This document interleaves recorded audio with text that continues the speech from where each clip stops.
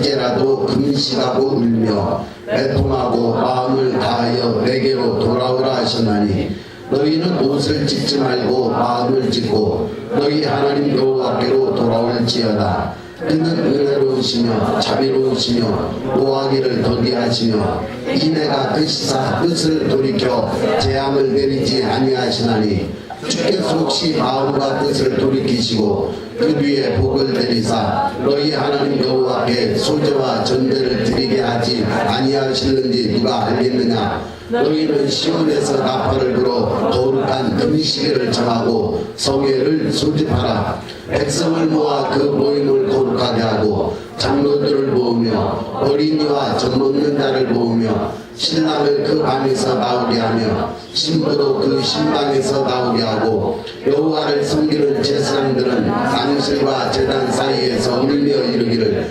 여호와여 주의 백성을 불쌍히 여기소서. 주의 기업을 욕되게 하여 나라들로 그들을 관할하지 못하게 하옵소서. 어찌하여 이방인으로 그들의 하나님이 어디 있느냐 말하게 하겠나이까 할지어다. 아멘. 우리 옆 사람께 은혜 받읍시다. 인사를 삼겠습니다. 은혜 받읍시다.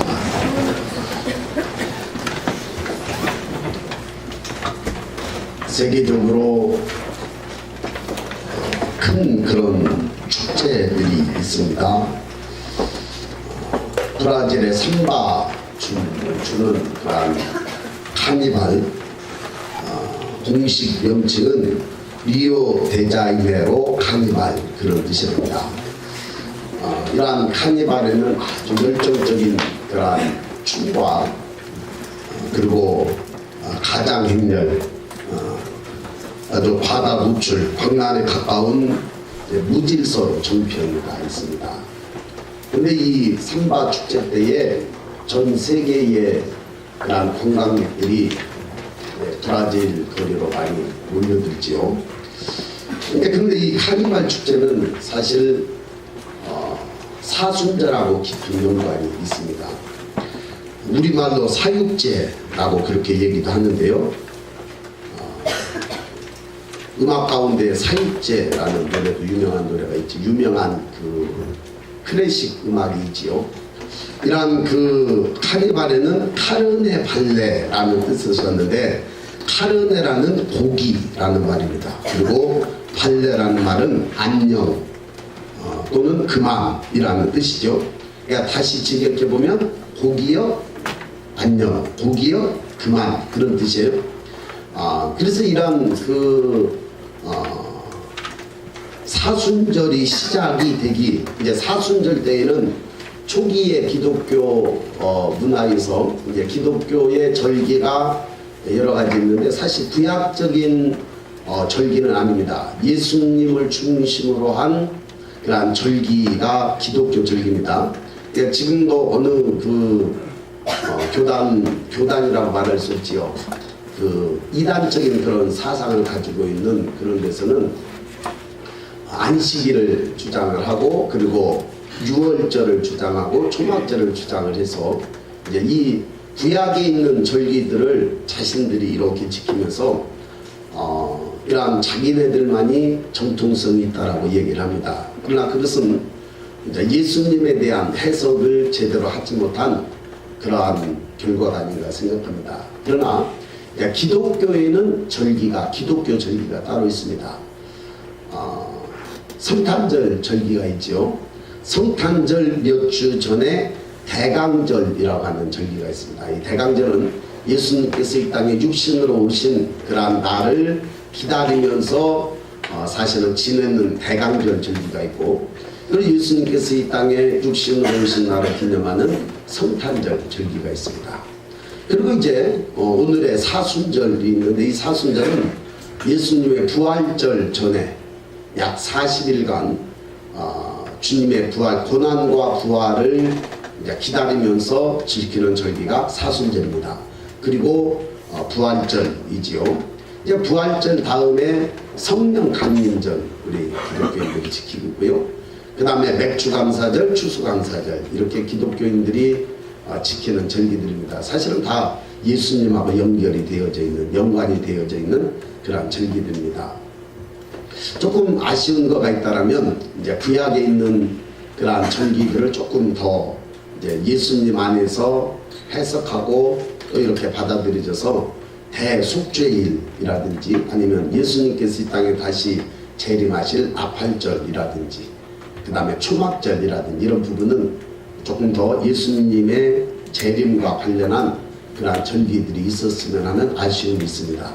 이런 것들은 말씀 속에서 저와 여러분들이 조금 더 깊이 생각하면서 지키면 더 깊은 은혜가 있지 않겠는가라는 생각이 들어집니다. 아무튼 이러한 카니발이라는 그런 의미에는 이제 사순절 전에, 사순절은 이제 음식이라든지 특별히 고기라든지 그 다음에 금식을 선포하고 경건하게 지난 그런 절기였기 때문에 사순절이 되기 전에 고기를 실컷 몰고 먹고 그 다음에 이제 그 사순절 때에는 화려한 옷이라든지 그 다음에 어떤 오락이라든지 그런 것들이 이제 초대교회 때부터 이제 금지가 됐기 때문에 금지되기 이전에 실컷 먹고 실컷 마시고 실컷 추고 실컷 즐기고 그 다음에 사순절에 들어가자 그런 의미로 이게 생겨져서 그러니까 퇴색된 거죠.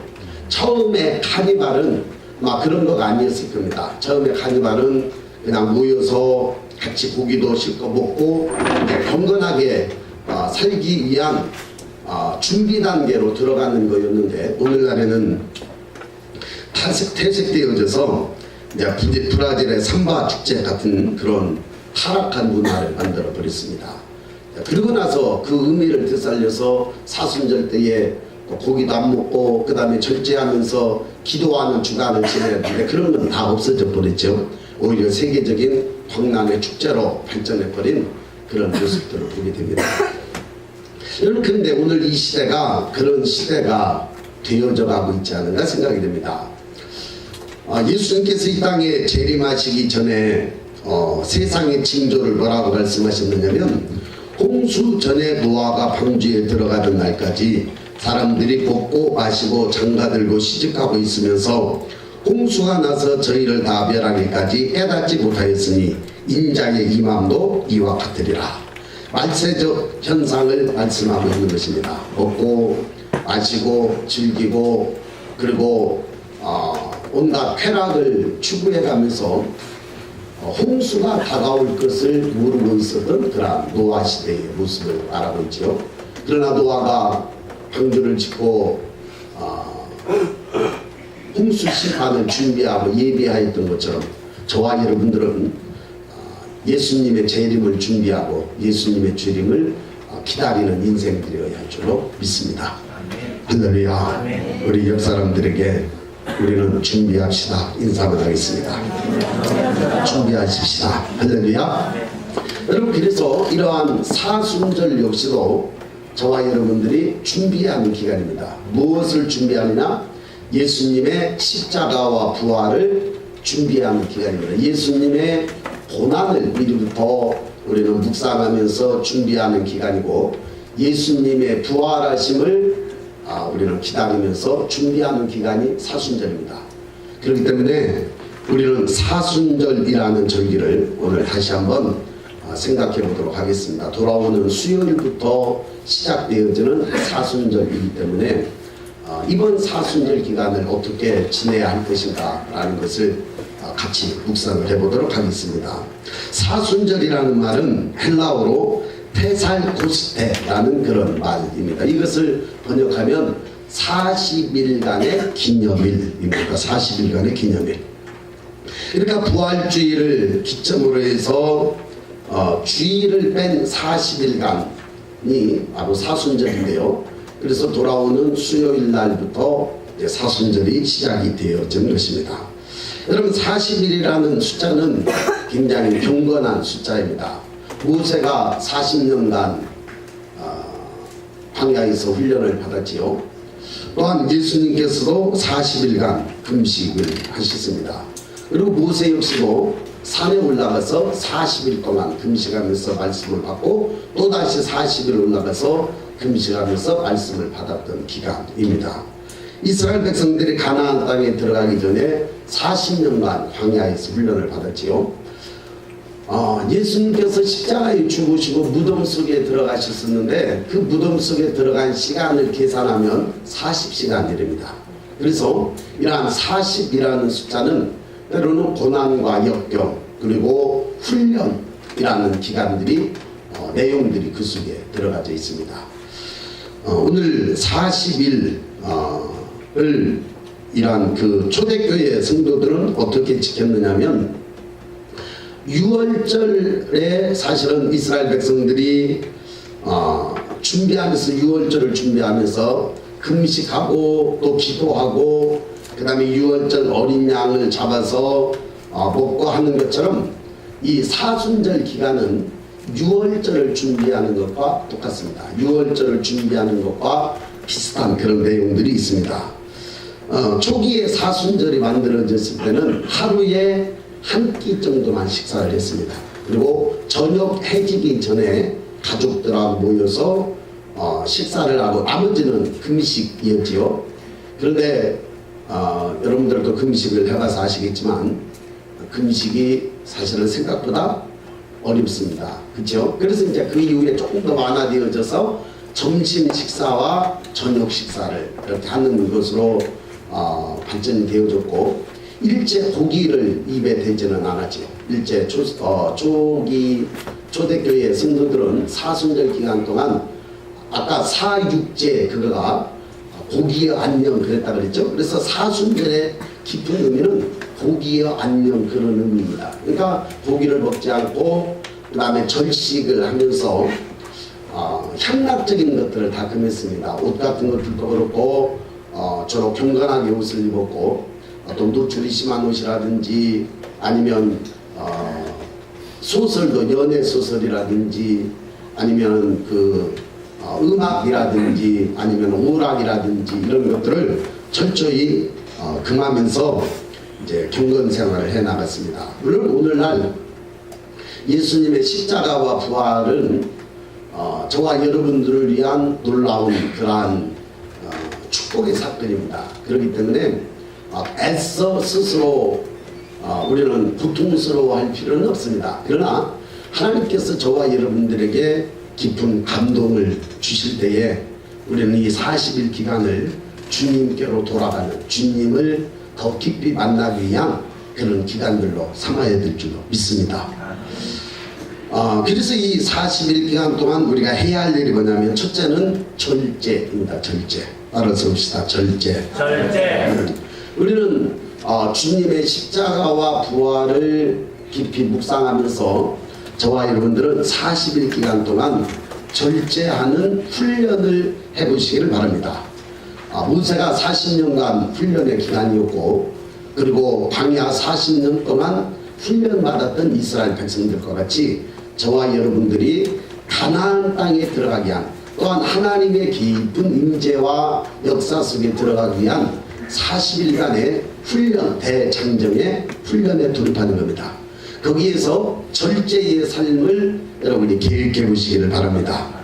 하나님과의 영적 그러한 만남을 위해서 저와 여러분들의 육신의 욕망의 그러한 내용들을 절제하는 거예요. 먹고 싶은 거, 그 다음에 가고 싶은 거, 하고 싶은 거 그런 것들을 절제해 보는 겁니다. 입고 싶은 거, 말하고 싶은 거, 문화생활에 빠지고 싶은 거 사실은 그런 것들이 하나님 앞에 더 가까이 나아가려고 할 때에 방해하는 것들이 있어요. 오늘 내가 하나님 앞에 가까이 나아가려고 할 때 방해하는 것들을 여러분 철저히 차단해 보시기를 주의 이름으로 축원합니다. 할렐루야. 특별히 이제 새 학년이 되어서 저는 대학생들에게 그런 도전을 한번 해보고 싶습니다. 이제 새로운 친구들, 새로운 문화, 새로운 그러한 세계들에 접촉하면은 아주 빠르게 우리가 세상적인 문화가 우리 몸속에 들어옵니다. 두 가지 방법이 있는데요. 한 가지 방법은 내가 세상에 돌아보다가 세상의 환멸을 느끼고 더 이상 세상에 소망이 없다라고 생각해서 이제는 세상을 딱 끊어버리고 주님 앞에 더 이상 미련 두지 않고 주님을 바라보면서 가는 방법도 있어요. 그러나 이거는 많은 대가를 지불을 해야 됩니다. 오늘 아침에 묵상했던 므낫세와 같은 그런 대가를 지불을 해야 되죠. 그 다음에 또 한 가지는 처음부터 아주 규모 있고 절제 있게 훈련받아져서 그것에 대해서 더 이상 내게 영향을 미치지 않을 정도로 훈련을 받아줘서 그 다음에 세상에 나가면 이제 세상을 변화시킬 수 있는 그러한 삶이 되어질 수도 있죠. 근데 이거는 제가 생각보다 상당히 힘겨운 그러한 훈련의 과정들을 겪어야 되지 않겠는가 생각을 합니다. 그러나 가장 좋은 방법은 그 방법일 줄로 믿습니다. 저와 여러분들의 삶 속에 욕망에 빠지지 말라는 거예요. 하나님 앞에 더 가까이 나아가는 데 있어서 나로 하여금 얽으면은 내 육신의 욕망들이 있습니다. 이러한 욕망들을 철저하게 여러분 절제를 한번 해보시길 바랍니다. 먹는 것, 마시는 것, 피는 것, 입는 것, 또 자는 것, 저와 여러분들의 삶 속에 이러한 삶을 절제하는 훈련을 하는 것 굉장히 하나님을 만나는데 유익하게 될 줄로 믿습니다. 또 한 가지는 기도하는 것입니다. 여러분, 기도를 통해서 하나님 앞에 가까이 나아가는 겁니다. 우리가 하나님 앞에 가까이 나아가는 방법은 기도밖에 없습니다. 므낫세가 오늘 아침 묵상했던 므낫세가 온갖 타락하고 우상 숭배하고 하나님의 성전에 자기가 만든 신상을 집어넣고 해와 달과 일월 성신을 섬기는 우상 숭배를 하다가 크게 하나님 앞에 매를 받지요. 아수르 왕이 쳐들어와서 그를 쇠사슬로 베어서 왕이었지만 쇠사슬에 점점 포로로 끌려가서 그는 바벨론으로 끌려갑니다. 근데 바벨론으로 가서 그는 크게 뉘우칩니다. 하나님을 제대로 보기서 만나게 되어져 크게 겸비해서 그는 하나님 앞에 겸손하게 무릎을 꿇고 겸손하게 기도했는데 하나님께서 그 기도를 들으셨어요. 하나님께서 그 기도를 들으시고 그를 다시 예루살렘에 보내어서 회복시켰습니다. 그때 그는 모든 우상 숭배의 것들을 다 쓸어내고 성전을 다시 정화하고 하나님 앞에 예배 제사 제도를 회복하게 되어지죠. 여러분, 오늘 기도만이 하나님 앞에 나아갈 수 있는 유일한 길인 줄로 믿으시길 바랍니다. 할렐루야. 그래서 이런 사순절 기간 동안에는 절제와 기도, 이것이 저와 여러분들이 하나님을 더 깊이 만날 수 있는 사순절 기간에 해야 될 그러한 저와 여러분들이 아닌가 생각이 되어집니다. 자, 그럼 이제 오늘 본문 말씀을 통해서 저와 여러분들에게 주시는 그러한 교훈이 있습니다. 12절 말씀을 보겠습니다. 12절 말씀을 보니까 여호와의 말씀에 너희는 이제라도 금식하고 울며 애통하고 마음을 다하여 내게로 돌아오라 하셨나니. 내게로 돌아오라는 거예요. 여러분, 오늘 저와 여러분들은 하나님 앞에 돌아가는 은혜가 있어지시기를 축원합니다. 아멘. 할렐루야. 아멘. 지금 저와 여러분들의 서 있는 좌표를 깨달아야 됩니다. 내가 지금 서 있는 위치, 내가 서 있는 지금 장소, 그리고 내가 서 있는 지금의 모습, 이 모습을 깨닫지 않으면 하나님 앞에 돌아갈 수가 없습니다. 그런데 여러분, 이 모습을 깨닫는 것이 사실은 쉬운 일은 아니에요. 그래서 요즘에 제가 계속 한 번씩 제가 제 자신을 보면서 그럽니다. 너 자신을 깨닫는 것, 내 자신을 아는 것. 소크라테스가 내 자신을 알아라는 말이 왜 그렇게 유명한 말이 되었습니까? 사실 그게 어렵기 때문에 그렇죠. 자기 자신을 제대로 깨닫고 살아가는 사람들이 사실은 드물기 때문에 그렇습니다. 그다음에 이렇게 말해도 딱 자기중심적인 삶에서 이해를 하고 끝나지 더 깊이 자신에 대해서 깨닫는 것이 힘들다는 거예요. 여러분, 그런데 하나님께서 자신을 깨닫게 해주는 그러한 중요한 그러한 교사는 어려움입니다. 환난입니다. 역경이지요. 그게 광야라는 거예요. 하나님께서 저와 여러분들을 광야로 몰아넣으시면 그 광야에서는 비로소 자신을 깨닫게 돼요. 자신을 바라보게 되어지죠. 여러분, 오늘 저와 여러분들의 삶이 자신을 바라볼 수 있는 삶이 되시기를 주의 이름으로 축원합니다. 할렐루야. 아멘. 수요일을 제2의 수요일이다, 그렇게 얘기합니다. 왜 그러냐면 이제 제2의 수요일이라고 하는 말은 이제 수요일 날 성도들이 예배를 드리면서 이제 앞에 있는 목사님이 제를 한 움큼씩 성도들의 머리에다 뿌립니다. 물론 구약 시대에는 회개할 때 제 가운데 앉아서 뿌리죠. 근데 이제 성도들의 머리에 제를 뿌려주면서 흙에서 왔으니 흙으로 돌아갈지어다, 그렇게 말하면서 이제 제를 뿌려준다는 거예요. 이게 이제 사순절의 초기 기독교인들이 지켰던 겁니다. 우리는 한 번도 제 부리고 안 했지요. 이번 사순절 때 제 한번 부려볼까요? 흙에서 왔으니 흙으로 돌아갈지어다라는 그 의미에서 우리 인생은 아무것도 아니다라는 거예요. 제 같은 인생이라는 거예요. 그래서 우리 인생이 제 같은 인생이기 때문에 사실은 자신을 다시 한번 돌아보라는 그런 의미에서 죄를 뿌려주면서 그렇게 수요일을 시작을 해, 사순절을 시작을 했다는 말의 의미지요.